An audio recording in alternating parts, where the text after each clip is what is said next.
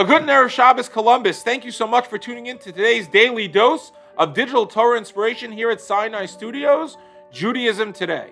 Have you ever seen someone who comes across as pompous? Someone who comes across very arrogant? Someone who's a know-it-all and does a lot of talking and think, they're so full of themselves, they think they have all the answers to all the questions. One might think, erroneously, that if you learn so much Torah, that maybe that would be the case. Listen to this beautiful insight from the Degel Machane Ephraim, one of the great early Hasidic masters. He says as follows: there's a very interesting, anomalous way the word Vayikra is written in this week's Parsha.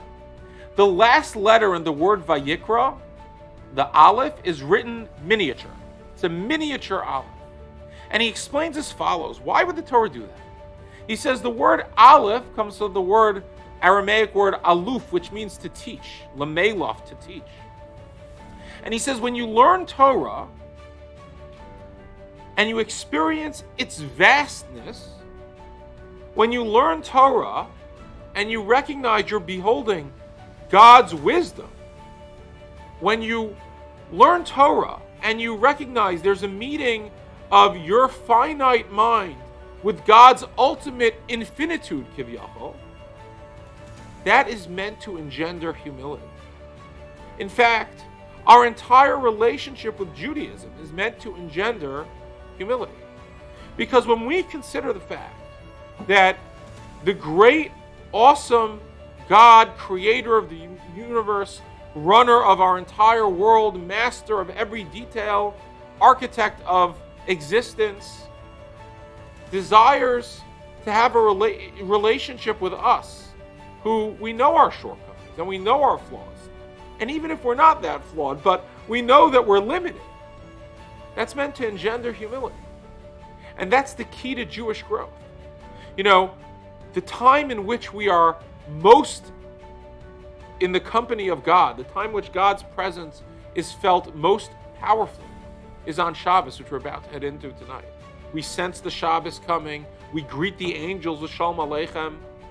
There's a holy humility that's meant to, it was like, wow, we're in the presence of God. This magnificent and majestic, it's like when you walk into like an opulent palace, or you walk into an incredible mansion, or you're in the presence of someone great. Sometimes you're like, whoa, it takes you back. Wow. There's a certain sense of that we're meant to experience on Shabbos. An Aleph Ze'ira, a small Aleph, meaning when we learn, we're meant to recognize who we are in relationship to God, how humble we should be. But when we are that humble, then we become a receptacle, a vessel to experience God's sanctity, which is the ultimate purpose of creation, the ultimate purpose of the Torah, and the ultimate purpose of Shabbos. Let us walk into the Shabbos tonight with that level of humility, the appreciation of the vastness, magnitude, magnificence, eternal quality, me'ein olam haba, quality that exists in Shabbos, and become a receptacle to receive the holiness which it's meant to endow us with each and every day throughout the entire week. Have a great Shabbos. I hope you enjoyed that episode of Judaism Today.